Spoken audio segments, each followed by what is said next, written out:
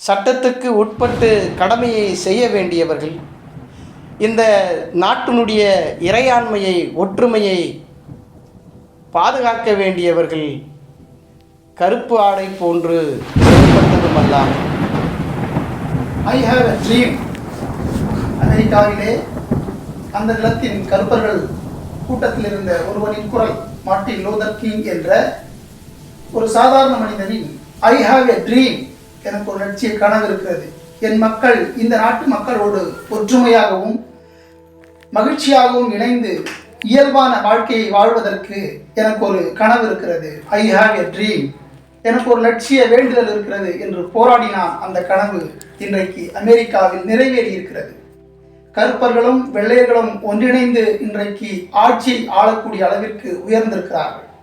அப்படிப்பட்ட ஒடுக்கப்பட்ட மக்களின் உரிமைக்காக மார்ட்டின் லூதர் கிங் அவர்களுக்கு முன்பாகவே போராடி கொண்டிருந்த இந்த நிலத்தில், இந்திய நிலத்தில் சட்டம் இயற்றப்பட்டதாக இந்த நிலத்தின் பூர்வகுடி மக்களில் ஒருவரான சட்டமேதை டாக்டர் பாபா சாஹேப் அம்பேத்கர் அவர்களால் சட்டம் இயற்றப்பட்டு இந்த மக்கள் ஏற்றுக்கொள்ளப்பட்டு இந்த நாடு சுதந்திரம் பெற்று விட்டதாகலாம் சொல்லிக்கொண்டு இன்று வரை எந்த மக்களிலிருந்து, எந்த பூர்வகுடி மக்களிலிருந்து, எந்த ஒடுக்கப்பட்ட மக்களிலிருந்து ஒருவரால் உருவாக்கப்பட்ட சட்டம் இந்த மக்களுக்கு பயன் தந்துவிடக் கூடாது என்கிற அதிகார தோரணையில் இன்று வரை வணிக நிறுவனங்களாக செயல்பட்டு கொண்டிருக்கின்ற இந்த மத நிறுவனங்கள், கட்சி நிறுவனங்கள், இங்கு இருக்கக்கூடிய அதிகார நிறுவனங்கள், ஆளுமை நிறுவனங்கள் எல்லோரும் ஒன்றாக கூட்டு சேர்ந்து இந்த நிலத்தின் பூர்வகுடி மக்களாகிய ஒரு கனவு, ஒரு லட்சியம் வேட்டை கொண்டிருக்கிற இந்த நிலத்தின் பூர்வகுடி மக்களிலிருந்து ஒருவன் மார்ட்டின் லூதர் கிங் போன்று லட்சிய கனவோடும் லட்சிய வேட்கையோடும் வந்துவிடக் கூடாது என்கிற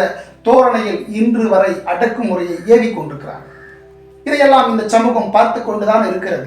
இன்னும் கூட எத்தனையோ அமைப்புகள், இயக்கங்கள், கட்சிகள் என இந்த மக்களுக்கான உரிமைகளை பேசுவதாக போராடி கொண்டு தான் இருக்கிறார்கள். பெயரளவில் இவர்களின் போராட்டங்கள் சட்ட போராட்டமாக வடிவம் பெற்று மாறியிருந்தாலும் கூட சட்டத்தாலும் நீதிகள் மறுக்கப்படுகிறது என்பதற்கு இந்த கட்டளை கிராமத்தில் நிகழ்ந்து கொண்டிருக்கின்ற யதார்த்தமான இந்த நிலைச்சூழலில், இந்த கலைச்சூழலில் இருந்து பார்ப்பவர்களுக்கு நன்றாகவே புரியும். இது திட்டமிட்டு நடத்தப்படுகிறதா, யதார்த்தமாக நடக்கிறதா, மக்கள் ஒவ்வொருவரும் சிந்தித்து பார்க்க வேண்டும். இதற்கு பின்னணியில் மிகப்பெரிய வணிக தரகு அரசியல் இருக்கிறது என்பதை ஆழமாக புரிந்து கொள்ள வேண்டும்.